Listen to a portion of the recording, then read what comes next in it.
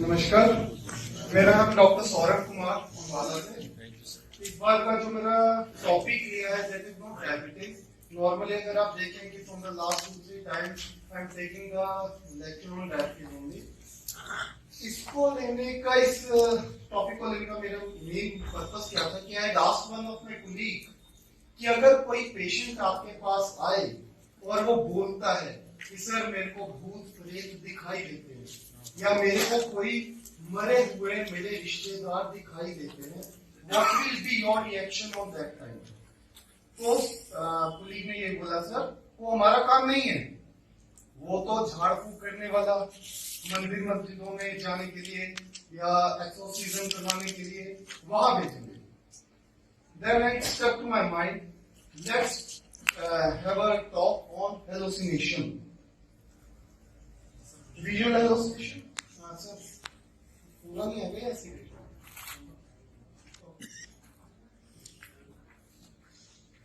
ये चलेगा नहीं। Have you ever encountered a patient who reported isolated visual hallucination but did not have any other symptom of delirium or psychosis? Delirium means confusion, and psychosis means from the head to toe. It's totally psycho, जिसे हम बोलते हैं psychic. Second, have you ever wondered which medical and neurological illness may present with visual hallucination? Have you ever deliberated about how best to work up to treat patients with visual hallucination? If you have, then the following question and answer should be served up in the differential diagnosis of visual hallucination to explore and available options for diagnostic testing and treatments. अगर आप में भी इच्छा है, क्या आपके पास कोई ऐसे पेशेंट्स हैं और you are deliberated to know about all these things regarding visual hallucinations, then this is for you. What are visual hallucinations? In a simple terms, these hallucinations involve seeing things that aren't real, like objects, shapes, people, animal or life. ये वो चीजें हैं जो इंसान को दिखाई देती हैं, which are not real, जिसे हम सच्चाई नहीं मानते. And hallucination defined as a perception of the object. Hallucination को अगर आप देखोगे उसमें कई तरह के होते हैं, visual hallucination, audible hallucination, sensational hallucination. इस बार हम सिर्फ visual hallucination पे बात करें. Hallucination का मतलब आपको बता दें नेक्स्ट. नॉर्मली हम ना 3 वर्ड्स के साथ बहुत कंफ्यूज होते हैं. पहला वर्ड hallucination, दूसरा वर्ड आता है delusions. Hallucination का मीनिंग आपको पता है, delusions are unshakable belief in something untrue. For example, they can involve something thinking that they have special powers or being poisoned despite of strong evidence that we believe are true. कई बार हम अपने आप को समझते हैं मेरे अंदर super powers आ चुकी हैं. These are delusions, not hallucination. दूसरा वर्ड है जो हम hallucination के साथ कंफ्यूज होते हैं, that is illusions. Illusions मतलब किसी काले बैग को साइड पे देखा और हमें वो ब्लैक कैट, काली बिल्ली की तरह लग रही है. These are illusions.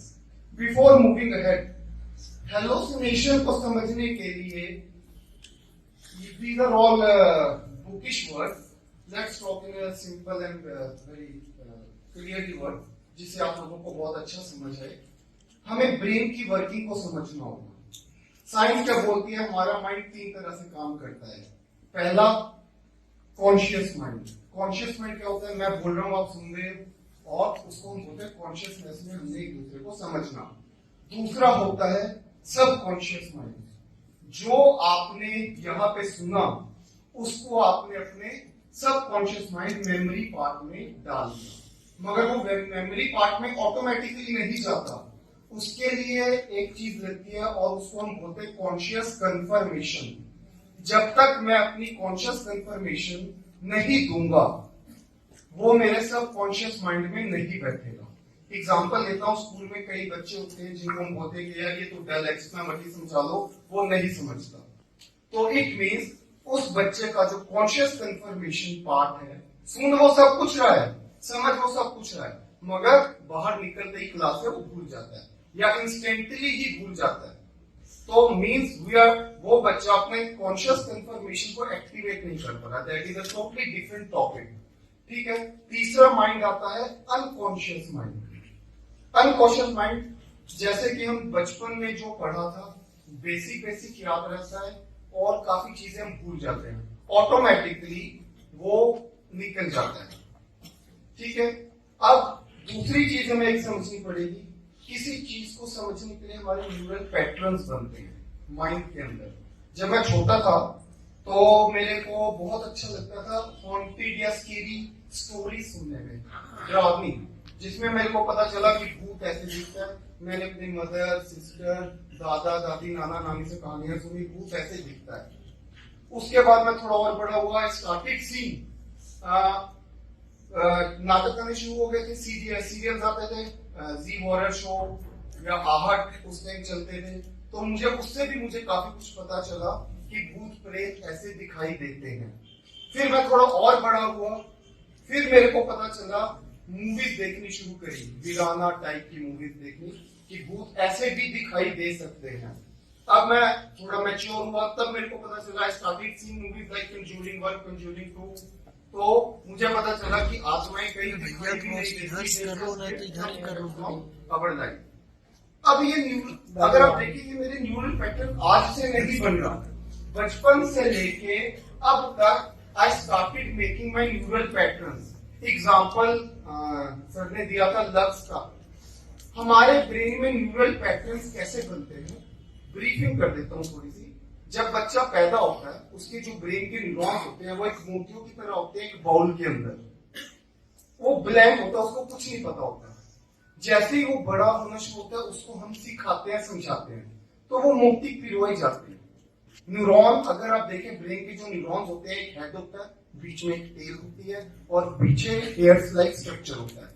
जैसे वो पैटर्न बनने शुरू होते हैं, वो टेल लाइक स्ट्रक्चर दूसरे न्यूरॉन्स के साथ, दूसरे हेड के साथ ज्वाइन हो जाता है, वो पैटर्न बनते जाते हैं जो हमारे सबकॉन्शियस माइंड में ऐड होते रहते हैं।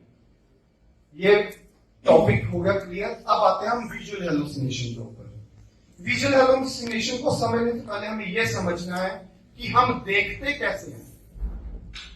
उसके लिए साइंस ने एक मैकेनिज्म रखा है, उसको बोलते हैं RP mechanism, receptive and projective mechanism. Receptive mechanism क्या है, इससे आपको ये पता चलेगा कि हम एक दूसरे को या कोई भी चीज, how we are able to see the things, और कुछ भी देखते हैं। रिसेप्टिव, जैसे सर ने मेरे को ये माइक पकड़ाया, मैंने अपने इस हाथ से माइक को पकड़ा, this is as a receptor. मैंने रिसीव किया, this is as a receptor. परमात्मा ने हमें 2 रिसेप्टर दिए, 2 आंखें। अब ये जो भी चीज रिसीव कर रही है, that is in the form of energy. Energies का जो टॉपिक है वैसे टोटली डिफरेंट है। जो भी मैं चीज देख रहा हूं या आप कुछ भी देख रहे हैं, that is in the form of mechanical energy. Mechanical energy क्या होता है? It is a sum of kinetic and potential energy. अब इस एनर्जी लेवल को हम किसी दिन और पढ़ेंगे। आप सिंपल ये समझ लो कि जो भी हम रिसीव कर रही है हमारी आंखें, that is in the form of mechanical energy. अब ये मैकेनिकल एनर्जी हमारे ब्रेन में नहीं जा सकती, आंखों से हम देख रहे हैं मगर ये रिसीव कर रही है चीजें। अब हमारी आंखों में हमारे परमात्मा ने इतनी अच्छी चीज बनाई है कि ये ऑटोमेटिकली मैकेनिकल एनर्जी कन्वर्ट हो जाती है केमिकल और इलेक्ट्रिक एनर्जी में, क्योंकि हमारी बॉडी के अंदर केमिकल और इलेक्ट्रिक एनर्जी ही मूव कर सकती है, मैकेनिकल एनर्जी मूव नहीं करती। तो वो जाती है हमारे ब्रेन में। ब्रेन में बहुत से डिपार्टमेंट्स हैं, जैसे अगर आपने रेडिसन के पूरा चेक किया है तो वहां भी हर तरह के डिपार्टमेंट है। Manufacturing department is there, quality control department is there, packing department is there, financial department is there. ऐसे ही हर चीज के लिए हमारी ब्रेन में डिपार्टमेंट है, और जिस डिपार्टमेंट से हमें दिखाई देता है उस डिपार्टमेंट को हमने नाम दिया है विजुअल कॉर्टेक्स। एक डिपार्टमेंट होता है विजुअल कॉर्टेक्स। अब ये जब वो एनर्जी हमारे आंखों के नर्वस सिस्टम के थ्रू ब्रेन तक जाती है, उस चीज को एक्टिवेट करने के लिए एक एंजाइम लगता है। तो उस एंजाइम के साथ मिलके जो विजुअल कॉर्टेक्स डिपार्टमेंट है, उसके अंदर जितने भी न्यूरॉन्स होते हैं, वो उसको एक्टिवेट कर देता है और हमें दिखाई देना शुरू हो जाता है। वो आप सबको समझ आ गया होगा what is the basic process, हम देखते कैसे। अब आता है कि इंसान को भूत प्रेत या ये चीजें दिखाई कैसे देती है। उसके लिए हमें दूसरे मैकेनिज्म को समझना पड़ेगा और वो है प्रोजेक्टिव मैकेनिज्म। अब ये प्रोजेक्टिव मैकेनिज्म कहां से आया नाम? आपने इस प्रोजेक्टर को देख रहे हो, ये पिक्चर प्रोजेक्टर के अंदर है मगर दिखाई कहां दे रही है? बाहर। नॉर्मली हम बाहर की चीज को रिसीव कर रहे हैं और हम देख पा रहे हैं, मगर प्रोजेक्टिव मैकेनिज्म में क्या होता है कि इस प्रोजेक्टर के अंदर है वो फिल्म, मगर दिखाई कहां दे रही है? प्रोजेक्टर से बाहर दिखाई दे रही है। इन सेम प्रोसेस हमारा जो ये सब चीज कंट्रोल कर रहा है, उस नर्वस सिस्टम की अगर आप बात करेंगे तो हमें कंट्रोल कर रहा है ऑटोनॉमिक नर्वस सिस्टम। ये हर चीज कंट्रोल हो रही है ऑटोनॉमिक नर्वस सिस्टम। किसी भी रीजन से ऑटोनॉमिक नर्वस सिस्टम में प्रॉब्लम आती है, वो क्या करता है? जैसे कि मैंने आपको बताया, हमारे सबकॉन्शियस माइंड में बचपन से लेके अब तक भूत प्रेत या आत्माओं को लेके हमारी एक पैटर्न बने हुए हैं ब्रेन के अंदर, न्यूरल पैटर्न्स। तो वहां से ऑटोमेटिकली एक पिक्चर उठाएगा, न्यूरल विजुअल कॉर्टेक्स को एक्टिवेट कर देगा और वो चीज हमें दिखाई देना शुरू हो जाएगी। मीन्स हमने अपने ब्रेन से ही लिया पिक्चर को, वो सामने दिखना शुरू हो गया। That is basically projective mechanism. ये चीज आपको समझ आ गई? अब कोई भूत प्रेत पे या अंधेरा हो तो कोई चीज किसी को दिखाई दे रही है, ये मत समझना कि उसके ऊपर कोई ऊपर ही साया है या कुछ है। That is totally visual hallucination.